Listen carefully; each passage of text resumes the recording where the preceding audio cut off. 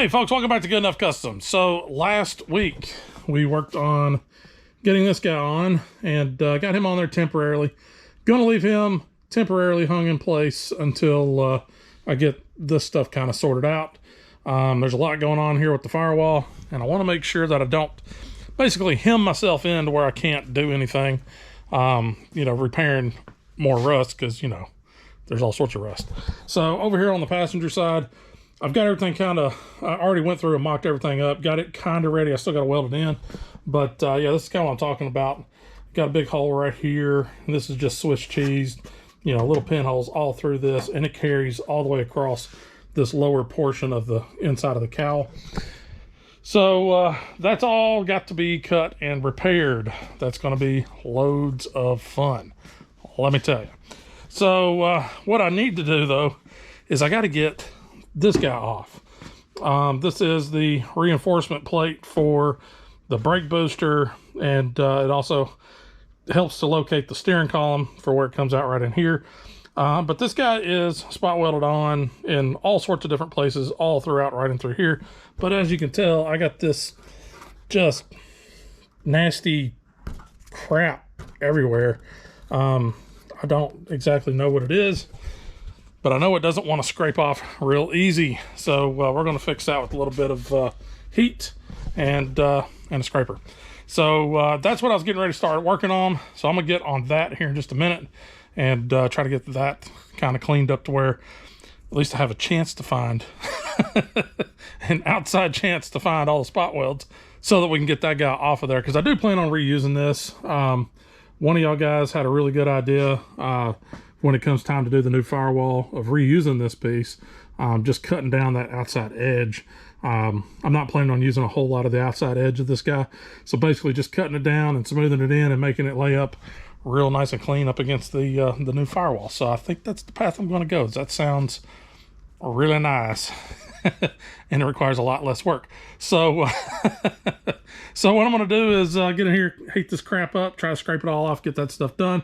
Not going to film that because that's just me heating and scraping and choking on fumes. And then we'll probably get started. I think we're going to start over here on the passenger side because there's a little bit less going on over here. And we can go ahead and start cutting this cowl out. And when it comes to cutting the cowl, I'm pretty much going to leave about 1 inch of cowl, because up here is fine. But I'm going to leave about 1 inch of cowl all the way across the top. That just gives me a little something to fasten to as I hang things and try to figure out where things need to live and where things need to go. So, all right, I'm going to get to heating and scraping, and we'll catch back up here in just a few minutes once I get ready to start actually cutting on stuff. All right, got passenger side. That's what this is the passenger side. So I got this flange on there.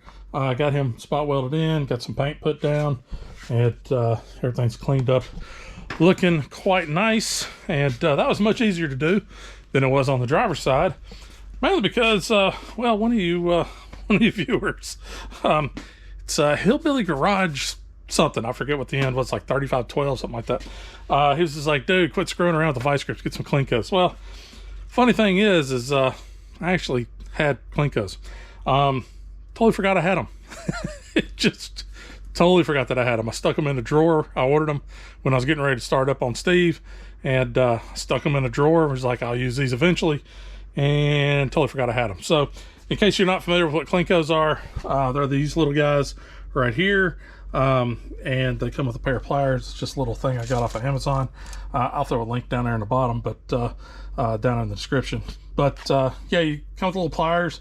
You drill a 1/8 inch hole, stick this guy in there, and as you, let's see if I can catch it. Yeah, there you go. So as you squeeze that, it narrows to less than 1/8 inch, and then as it sets, it'll grab the other end of the hole, and it'll hold itself in there with the 1/8 inch hole. They got different sizes you can get. I just got the 1/8 inch because I was just like, I'm not doing anything heavy. So yeah, thanks for reminding me about that. That made life so much more easy. So anyhow, back over here on the firewall. So I got most of this crap off. That stuff is a nightmare, and it's everywhere. I'm not sure what it is. It's still kind of spongy even now. And you heat it up and it just gets slimy and gross. But anyways, Got it all heated up, scraped up as much as I could, came back with the wire wheel, and then I used a little bit of lacquer thinner on a rag to try to clean it up as best I can. You can see I found, I think, all the spot welds here, and then I've got 4 across here. I couldn't see any more up in these areas that would let me know that there is other spot welds, so I didn't see any additional ones. So hopefully that's got it. You know, typically you just want to drill the weld out, but I said screw it, I'm not going to worry about it. I just went ahead and drilled all the way through because pretty much all this is coming out anyways. So I did get those drilled out, and we're pretty much at that point where I got the spot weld breaker tool thing. Again, got those off Amazon. If you're planning on doing any type of work like this, these things are awesome. They're a little bit cleaner and a little bit more precise than using an air chisel, which I used on the K5 there. Created a little bit of extra work for myself by using the air chisel. But yeah, these little guys, these little tools, man, they're worth it. They're like $50 or something like that, but I'll throw a link down in the description. And you know, if you're doing something where you're dealing with a lot of spot welds, they're good to have. So anyways, all right, I guess about time to come over here and start busting spot welds and getting this guy broke loose, so then maybe we can start cutting. But let me figure out a spot to put the camera, and we'll see how this turns out.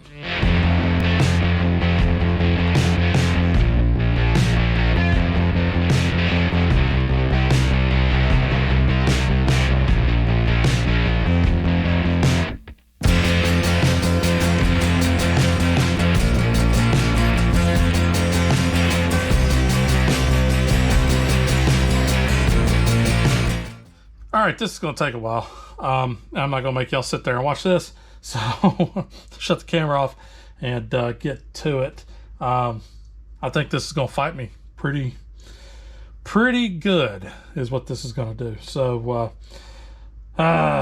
good times. All right, I'll catch back up with y'all here in just a little while after this is off of here. I'm really glad I decided to turn the camera off, because that was over an hour. Over an hour of fighting with this stupid thing to get it off. And yeah, she came off. Found that spot weld, which obviously I didn't drill far enough in. There was another one right there, as you can see by the metal left over on the back, and you can see quite a bit of metal left over on the back of this guy. That stuff's pretty rotten, so it just kind of broke. You know, this mangled, but hey, I already knew this was going to mangle. I just, you know, was trying to minimize the amount of mangling that it was going to do. So the next step's going to be, let's start hacking. There's a lot going on here. I'm going to leave that brace intact right there for the master cylinder and all that fun stuff. I'm going to leave that guy intact for now. I could pull him loose and it would be fine, but we're going to leave him in because that's going to give me some sort of frame of reference. I have the other firewall out front of the shop. It's obviously missing this part of it because, you know, there it is. So I've got to at least get that kind of figured out before I start hacking on that guy, but I'm going to need that guy's, I don't know what you would call this portion of the firewall back here behind the engine. I'm going to need that part because obviously this one's rotted all to pieces down there. It's definitely rotted all to pieces up here. So I've got to replace this entire thing.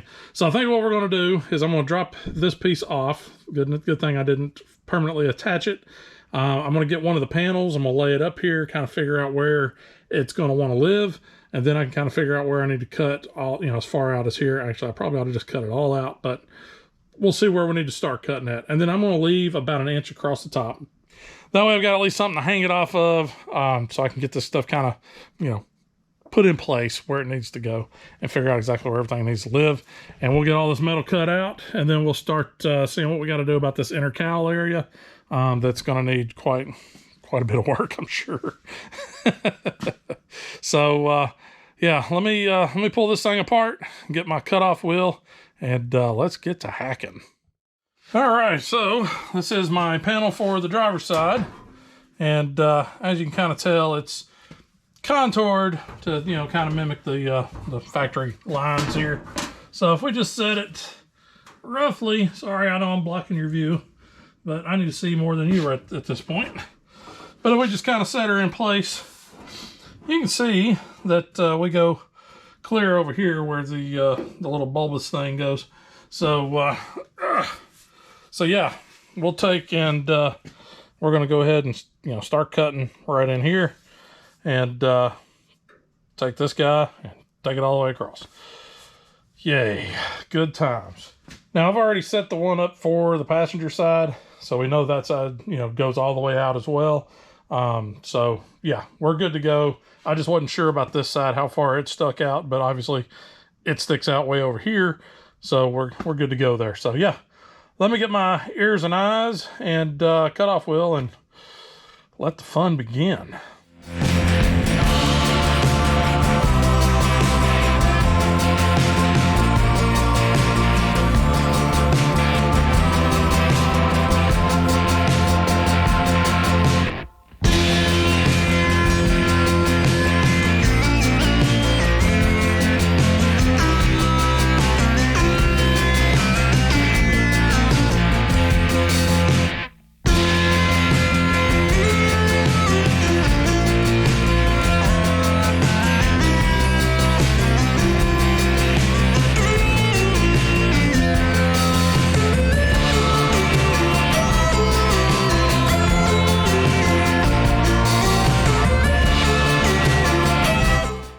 There ain't no rust on the firewall.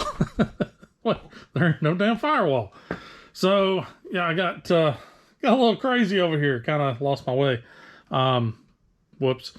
No big deal. That's going to end up all being replaced anyways, more than likely. Rather than fiddle farting around in here with this part of the cowl, I went ahead and just cut it instead of trying to break loose all the extremely rusty spot welds that would be going through here. I went ahead and just cut that thing out. There's still more to cut. You can actually see right there, right in that bend, there's a ton of rust still in there. So I'm going to have to take that back a little bit further and cut that out a little bit further back, so that way I can come in here and add some fresh metal to it and kind of eliminate that. But at this point, that's a big scary part done. cutting all that metal out. Good God Almighty!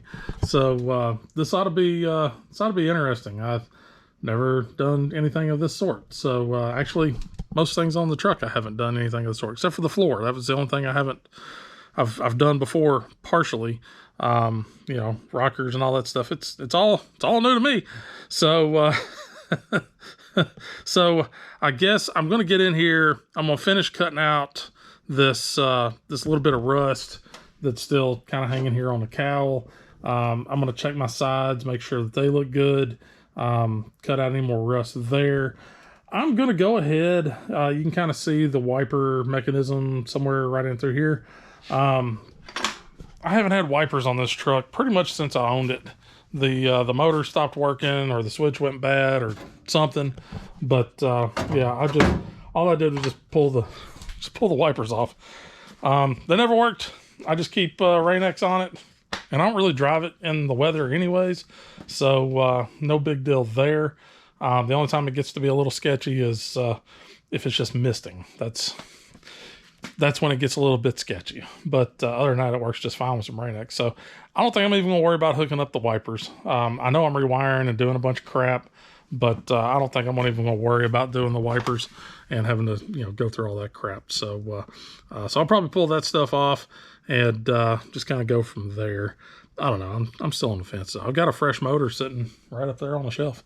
I don't know. There's a lot to do here. So let me hack out this last little bit of rust here, and then we can start kind of forming a game plan to move forward. All right, so got my cowl section, got it cut out back to pretty fresh metal. I got one section that's a little pitted right here. I may have to take this a little bit further back right in there. But we'll get in there with the wire wheel and just kind of verify, see how bad that metal really is. It's a little pitted right there, but there's been worse. So so we'll see how that goes. But yeah, I'm tickled. This is as rust free as Steve's been since I've owned him. It's also the lightest Steve's ever been since I've owned him. So the tricky part's going to be coming back in here and kind of recreating this inner cowl. It came in and it curved, it rolled over and then just left like a flange all the way along this side for this firewall panel to mount up to. And then, the cowl itself came down and mounted up to this flange as well. It kind of overlapped right there. So it's going to get a little tricky right there. When I was looking at this before, I'm not a big fan of it just coming and hitting that little, hitting that little rolled edge. I know they did it probably for a reason, but I'm wondering if it wouldn't be better just to make that a straight edge, put a 90-degree bend on it. It seems like the rolled edge right there being on the cowl, all the water comes in and crap collects in that little rolled edge area. And I'm wondering if that makes sense to just kind of box it off as best I can and, seam seal the crap out of it. That's what they did before, but I'm not 100% sure. So I'll end up having to build this up and make a flange here. And what we'll end up doing is, once we get everything set, get the panels up, this flange will give me a spot to, spot weld to all the way across. And then I'll have to take the other firewall and cut this section out of it and reuse that piece. The other firewall is actually pretty solid right there. So that ought to work out pretty good for that. But it's late on a Saturday. I had a lot of other little stuff that I didn't film that I did earlier today here out in the shop. So it's late on Saturday. I'm getting kind of hungry, so it's time to go in and get some dinner. So I'm going to shut her down tonight, and I'll come back out tomorrow morning, and we'll get out here and try to get a game plan going, try to figure some things out, and maybe make some movement on this guy. Well, here we are, Sunday afternoonish, maybe. Been out here for a little bit, mostly just kind of trying to figure out what exactly I want to do here. Probably it's more or less figuring out processes and procedures and what I really want to do. So there's a lot of avenues to go here. It's not as simple as just cutting the old one off, bolting a new one on, because none of this is bolt on. But once you've cut out the entire firewall, then you start looking at stuff. You're like, could do this, could do that, could do this. So I spent some time last night just kind of poking around online, looking at some different examples of things and trying to figure out, what I want. So, and I still don't know. I mean, it's just, I don't know. It's like asking your wife what she wants for dinner. You never know. And it's always wrong. So anyhow, I came out, put my end caps on. I'm just not showing you right now for reasons, but put the end caps on.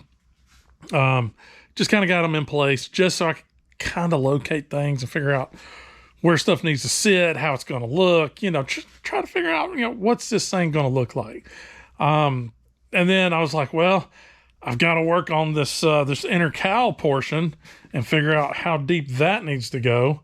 And but I don't know, and I've got to locate the firewall panel itself so I can kind of figure out the depth there. There's a lot to figure out. So what I've done, just kind of as an interim, so I did some tape because that's classy. Did some tape, just kind of hold it up there. This side is actually up a little high because that actually sits down below the floor flange. Yeah, sits below that floor flange. But I set it on top because otherwise that tape's just not going to hold that up. This side is actually kind of sitting about where it would need to live. It's pretty close, maybe not quite spot on, but pretty doggone close. But you can kind of see, just if you can kind of maybe tilt your head a little bit, whatever. But you can kind of see this is what we're left with. So this will be the opening for like the bell housing and all that stuff. So the question is here, do I want to put factory style back in it, or do I want to kind of recess this a couple extra inches, give myself a little bit more room in here? Also, kind of fully custom firewall now, So there's still some stuff to figure out here, but you can kind of see I've got my brake bracket sitting right there, kind of holding this guy out so it won't set all the way back flush. And on this piece, I will have to take and trim this edge off, just like I got to trim this edge off of this guy. But I got to trim that raised edge off so this guy can lay flat. So there's a lot to do here. I think what's going to end up happening is I'm going to pull this guy back off, and I'm going to make a cardboard template of it.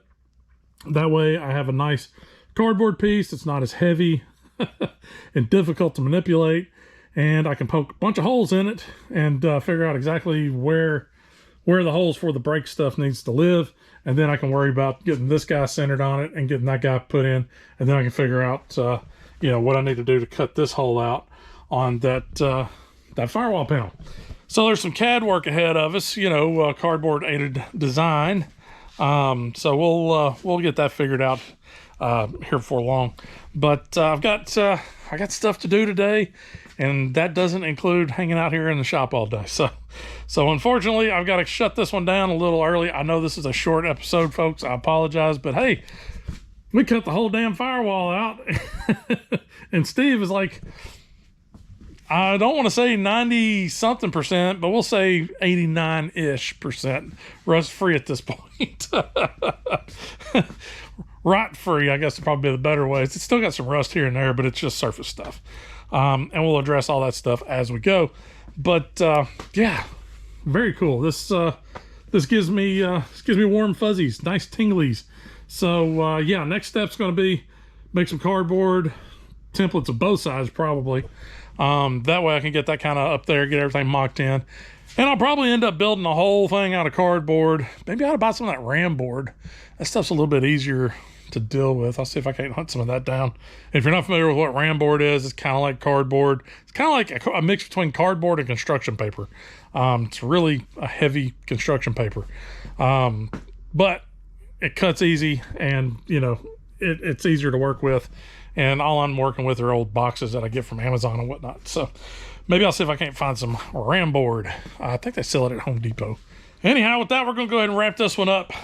So I do appreciate y'all guys watching. Just like I say every week, I really do appreciate it. It's what one of those things that kind of helps me, keeps me motivated to keep on, you know, keep on keeping on.